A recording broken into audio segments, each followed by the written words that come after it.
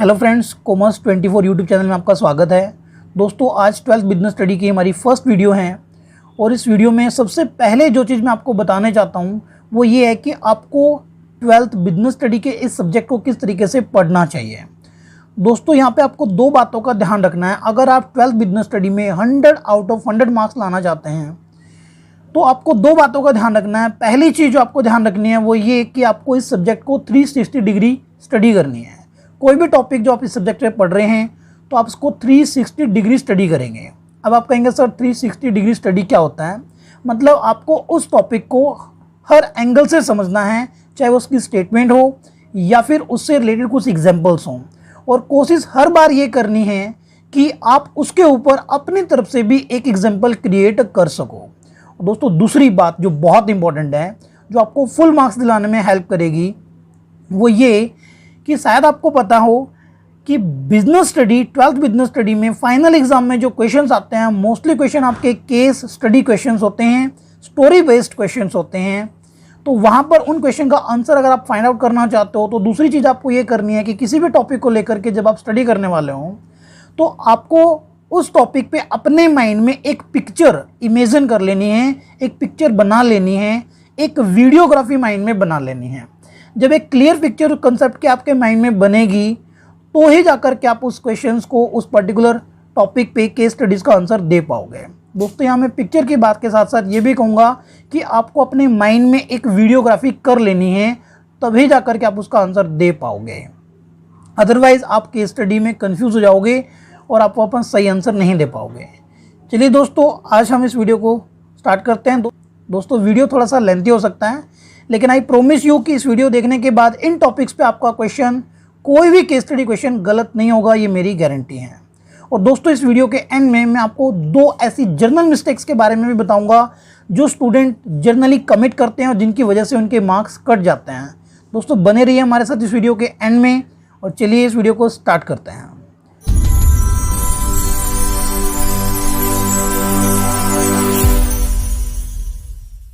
दोस्तों, इस वीडियो में हम जो टॉपिक डिस्कस करने वाले हैं वह है management concept and features.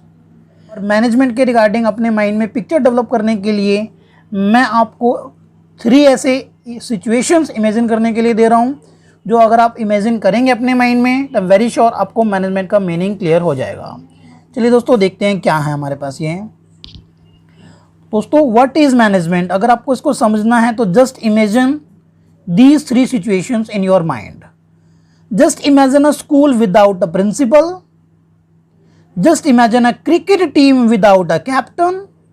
And just imagine a country without a government. और आपको इन सिचुएशन को इमेजिन करते हुए जस्ट ये फाइंड आउट करना है व्हाट इज मिसिंग हेयर। यहाँ पे क्या चीज़ मिसिंग है? जस्ट इमेजिन कि अगर कोई ऐसा स्कूल हो जिसमें प्रिंसिपल ही ना हो, कोई क्रिकेट टीम जिसमें कैप्टन ना हो, कोई कंट्री जिसमें गवर्नमेंट ना हो, What will be happen over here? क्या होगा उस सिचुएशंस में?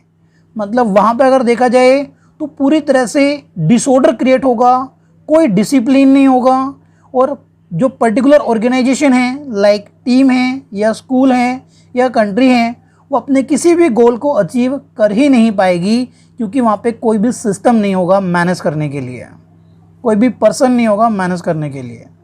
दोस्तों, उम्मीद करता हूँ आपने इन सिचुएशन को अपने माइंड में इमेजिन कर लिया होगा। अगर ज़्यादा टाइम चाहिए तो किसी भी टाइम पे वीडियो को पॉज कर सकते हैं। दोस्तों, अब हम चलते हैं इसका आगे। चलिए दोस्तों, अब मैनेजमेंट का कंसेप्ट समझते हैं। उम्मीद करता हूँ आपने इन सिचुएशन को इमेजिन किया होगा अच्छे से।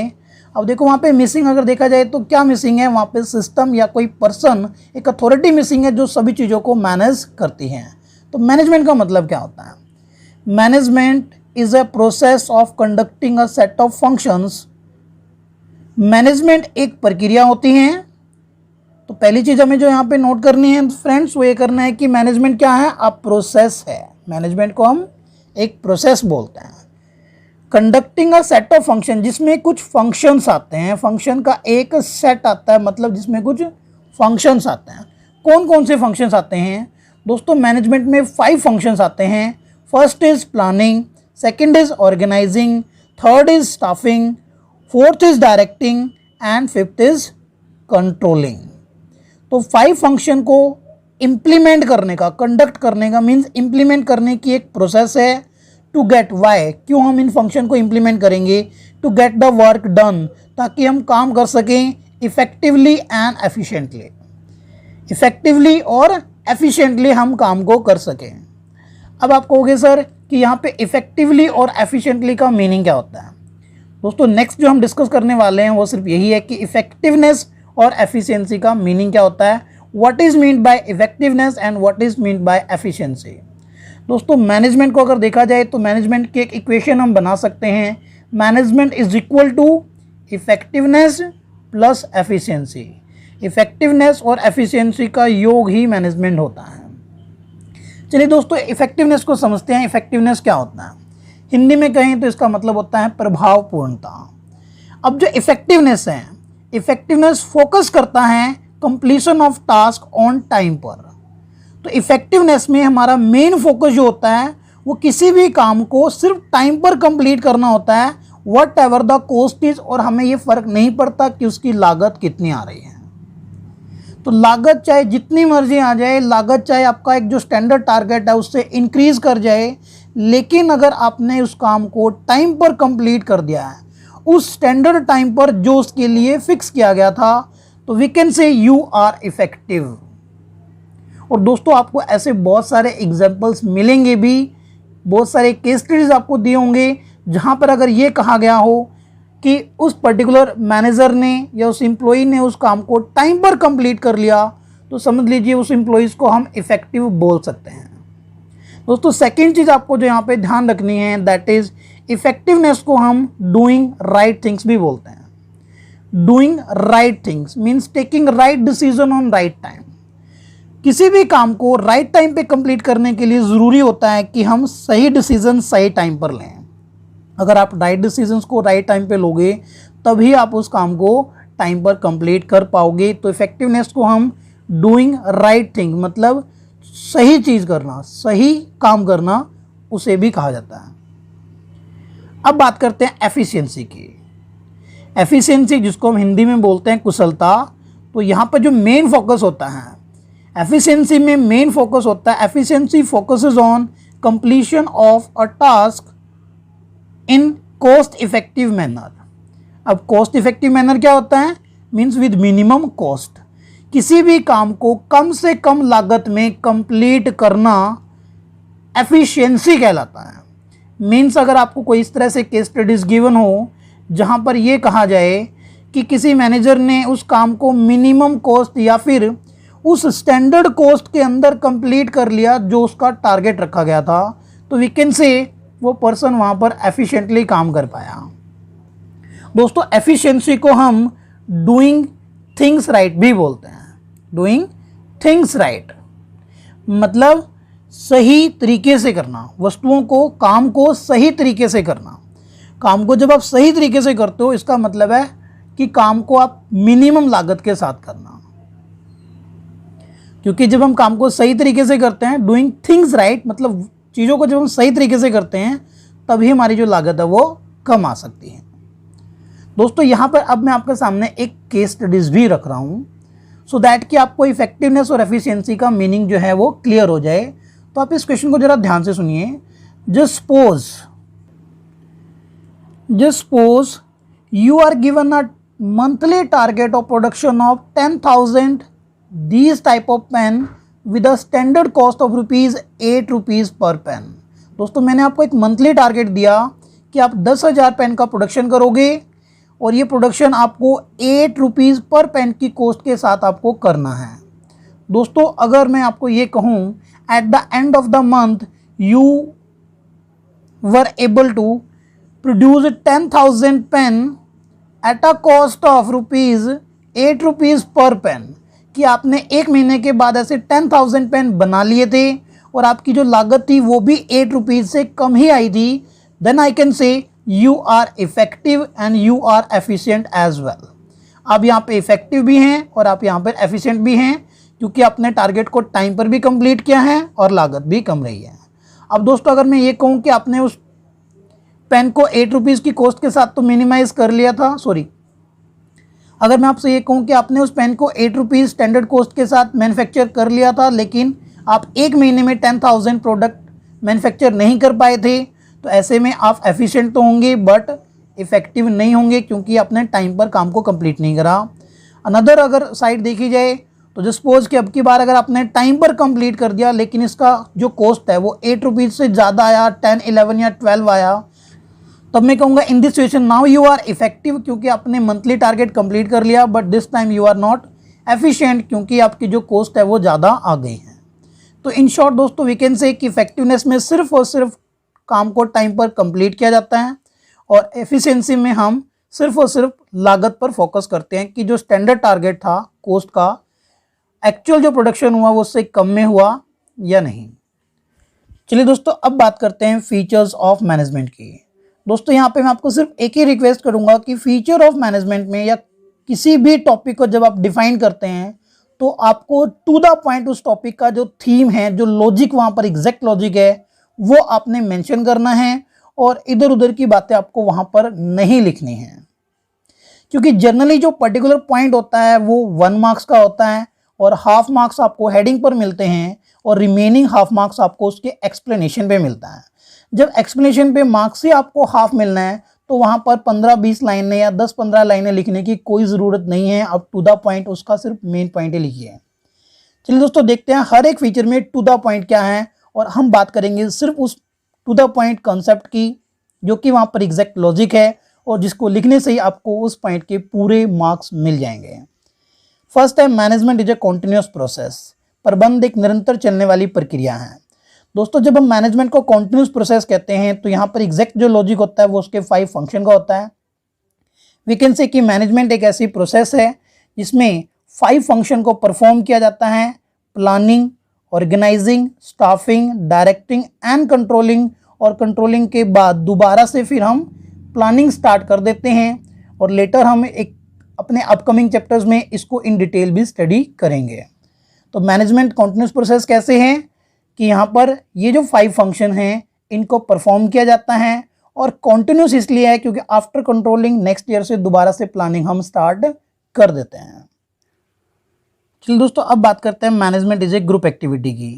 दोस्तों मैनेजमेंट को ग्रुप एक्टिविटी तब बोला जाता है बिकॉज मैनेजमेंट की ज़रूरत आपको वहाँ पड़ती है जहाँ पर एक से ज़्यादा पर्सन्स काम करते हैं। दैट्स वाई उसको ग्रुप कहा जाता है कि ग्रुप एक्टिविटी है।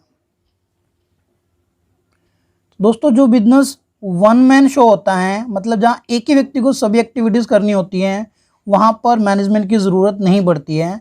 तो मैनेजमेंट की ज़रूरत वहाँ पड़ती है जहाँ डाइवर्स इंडिविजुअल्स काम करते हैं। डाइवर्स इंडिविजुअल का मतलब होता है दोस्तों ऐसे एम्प्लॉयज़ जहाँ पर सबकी जो डिज़ायर्स और नीड्स हैं वो अलग अलग हैं। कोई सैलरी के लिए काम कर रहा है, कोई पोजीशन के लिए काम कर रहा है, लेकिन वहाँ पर जो कॉमन गोल है वो एक ही है। तो उन सभी इंडिविजुअल की एक्टिविटीज़ को कैसे मैनेज करना है, that is called management is a group activities. कि मैनेजमेंट की ज़रूरत वहाँ पड़ती है जहाँ पर डाइवर्स इंडिविजुअल डिफरेंट नीड के साथ और कॉमन गोल को अचीव करने के लिए काम करते हैं, और एक से ज़्यादा वर्कर वहाँ पे काम करते हैं। अब दोस्तों हम बात करते हैं थर्ड फीचर ऑफ मैनेजमेंट की, जो कि है management is a dynamic function. प्रबंध एक गतिशील कार्य है। कैसे हैं?